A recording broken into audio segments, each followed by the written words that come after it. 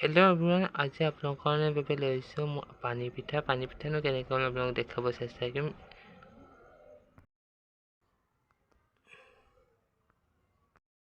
মই লৈছোঁ চাহ খোৱা কাপেৰে 1 কাপ ভাত খোৱা চাউলৰ পিঠাগুড়ি, 1 কাপ গুড় দিয়া পানী, অকণমান নিমখ, সৰিষা টুকি লৈছোঁ। তাতে মই এতিয়া চাহ খোৱা কাপেৰে 1 কাপ পিঠাগুড়ি দি দিছোঁ গুটি টুকুৰা।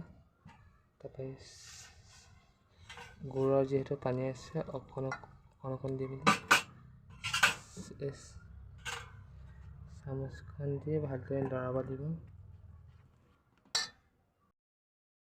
যিহেতু ভাত এনেকুৱা মিশ্ৰণ এটা হ'ব, সিমান পাতলা সিমান ডাঠো নহয়, এনেকৈ দৰে দেখিছে মই এইটো এনেদৰে ভালদৰে টাৱাটো মই বহাইছোঁ। টাৱাটো ভালদৰে গৰম হ'ব দিছোঁ।